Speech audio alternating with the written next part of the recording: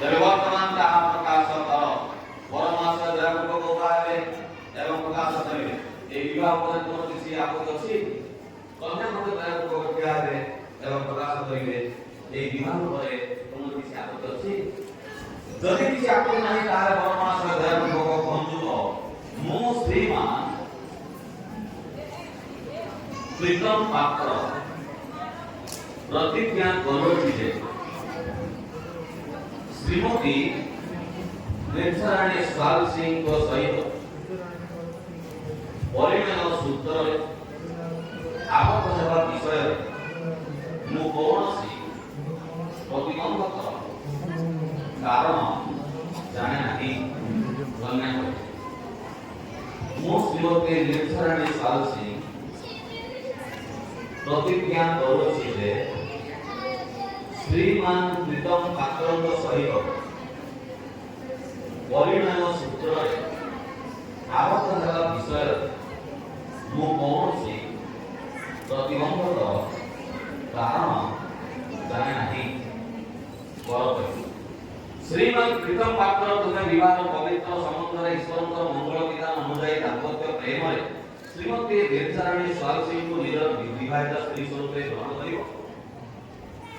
ତୁମେ କି ସର୍ବଅବସ୍ଥାରେ ଏହାଙ୍କୁ ପ୍ରାଣର ସହିତ ପ୍ରେମ ସମାଦର ସାନ୍ତ୍ୱନା ଓ ପ୍ରତିପାଳନ କରିବ।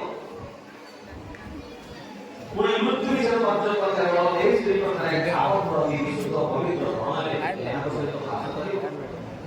କନ୍ୟା ଶ୍ରୀମତୀ ନିର୍ଝରାଣୀ ସ୍ୱାଲ ସିଂ ତୁମେ ବିବାହ ପବିତ୍ର ବନ୍ଧନରେ ଈଶ୍ୱରଙ୍କର ମଙ୍ଗଳ ବିଧାନ ଅନୁଯାୟୀ ଦାମ୍ପତ୍ୟ ପ୍ରେମରେ ଶ୍ରୀମାନ ପ୍ରୀତମ ପାତ୍ରଙ୍କୁ ନିଜର ବିବାହିତ ସ୍ୱାମୀ ସ୍ୱରୂପେ ଗ୍ରହଣ କରିବ।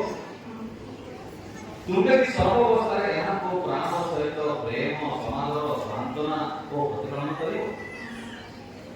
ପୁଣି ପ୍ରଭୁଙ୍କ ସାକ୍ଷାତରେ ସର୍ବ ବିଷୟରେ ଏହାଙ୍କୁ ବଶୀଭୂତା ହୋଇ ମୃତ୍ୟୁ ବିଷୟ ପର୍ଯ୍ୟନ୍ତ କେବଳ ଏହି ସ୍ୱାମୀ ପ୍ରଠାରେ ଆସକ୍ତ ରହି ବିଶୁଦ୍ଧ ପବିତ୍ର ଧର୍ମରେ ଏହାଙ୍କ ସହିତ ବାସ କରିବ। ତାହେଲେ କନ୍ୟାଙ୍କର ହସ୍ତ ବରଙ୍କ ହସ୍ତରେ କିଏ ସମର୍ପଣ କରୁଛନ୍ତି? ଦୟାପୂର୍ବକ ଶୀଘ୍ର ଆସିବେ ଏବଂ ସମର୍ପଣ କରିବେ।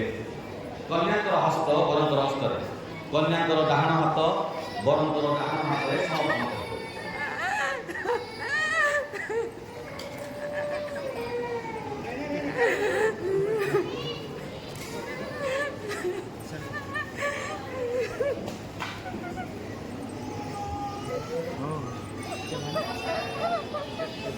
ଟିକେ ଏପଟ ମୁହ କର, ଏପଟ ଟିକେ ମୁହ କର, ଏପଟ ମୁହ କର, ଦେଖ ଟିକେ ଝିଅ।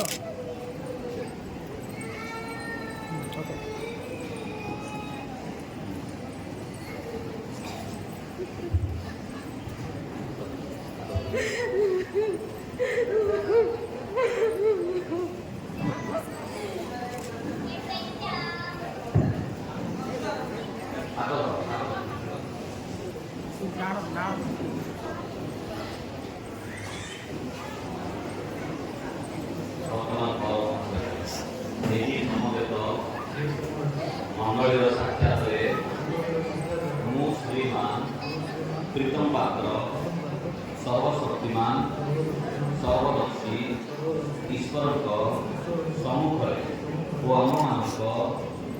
ଆମ୍ଭମାନଙ୍କ ପ୍ରଭୁ ଯୀଶୁ ଖ୍ରୀଷ୍ଟଙ୍କ ନାମରେ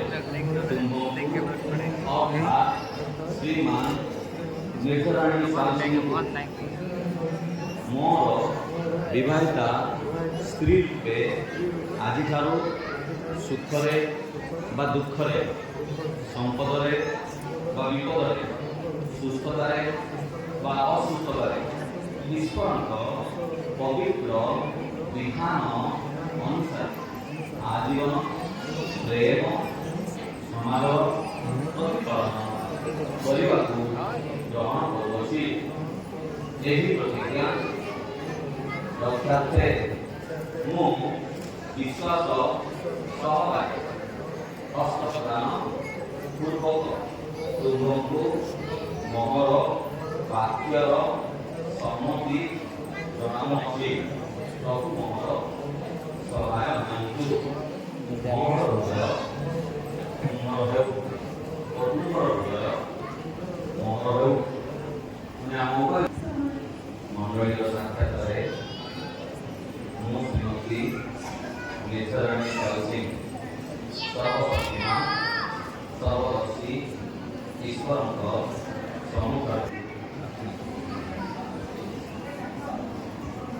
सर्वशक्तिमान रहेको परमेश्वर स्वरूप मुद्रिका आदान प्रदान करिले सर्वप्रथमले परमात्मा से अन्यत्र ଆଉ ବାମ ହସ୍ତର ଚତୁର୍ଥ ମୂଳରେ ସେ ମୁଦ୍ରିକା ଅର୍ପଣ କରିବେ ମୁଦ୍ରିକା ଅର୍ପଣ କରିବା ସମୟରେ ସମସ୍ତେ ଜୋର କରତାଳ ଦେବା ଏବଂ ପ୍ରଭୁଙ୍କର ଗୌରବ କରିବା ସମସ୍ତେ ଜୋର କରତାଳ ଦିଅନ୍ତୁ ଏବଂ ପ୍ରଭୁଙ୍କର ଗୌରବ କରନ୍ତୁ ଦେଖ ଦି ଜଣ ଦେଖ ଟିକେ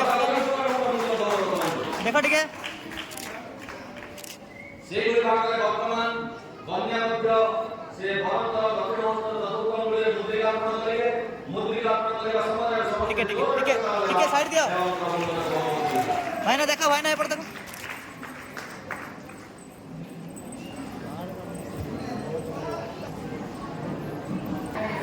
ଓ ସ୍ମୃତି ସ୍ୱରୂପେ ଏହି ମୁଦ୍ରିକା ପ୍ରଦାନ କରୁ ମୋର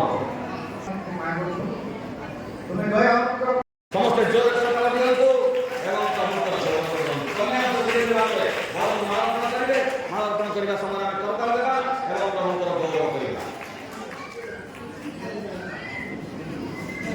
ଈଶ୍ୱର ଏମାନଙ୍କୁ ସମ୍ମିଳିତ କରିଅଛନ୍ତି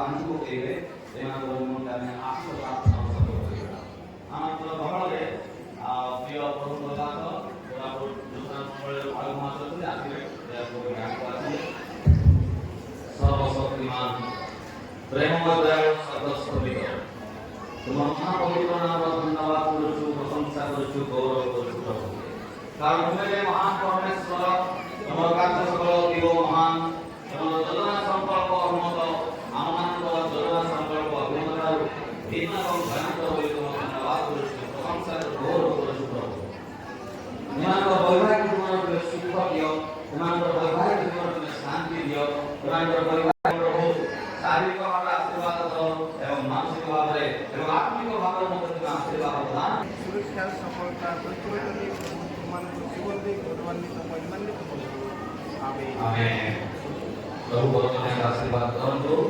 वर्तमान ଦୟାପୂର୍ବକ ଭାବେ ଏବଂ ନିଜ ନିଜ ସ୍ଥାନରେ ବସିବେ ବର୍ତ୍ତମାନ ବିବାହ କାର୍ଯ୍ୟକ୍ରମ ସରିଯାଇଛି ରେଜିଷ୍ଟ୍ରେସନ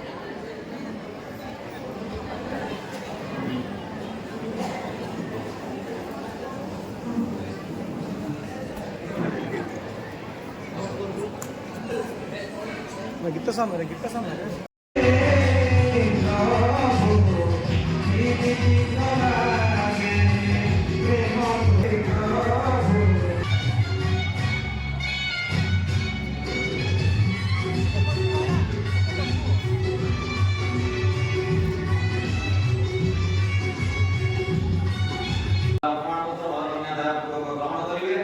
ଆଉ ଏ ବିବାହ ପ୍ରମାଣପତ୍ର କନ୍ୟା କନ୍ୟା ପିତାଙ୍କର ଯୋଗରେ ଥିବ ଆବଶ୍ୟକ ହେଲେ କାର୍ଯ୍ୟରେ ଆସିବ ଦୟାପୂର୍ବକ କନ୍ୟା ଏ ବିବାହ ପ୍ରମାଣପତ୍ର ଗ୍ରହଣ କର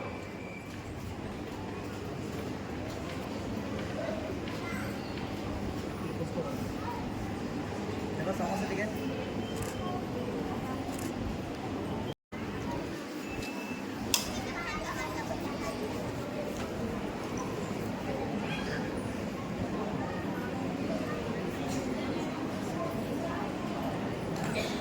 मामा पिंधेला पर देख होला मामा देख टे एपट देख सर धरिक देख यार देख यार यार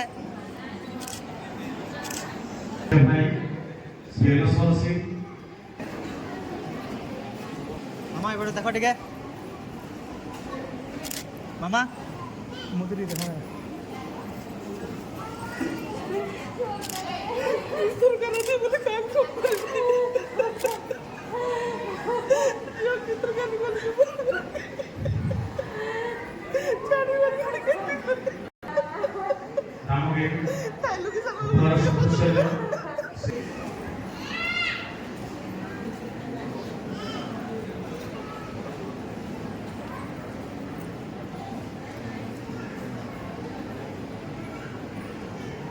माइल बहुत बहुत धन्यवाद।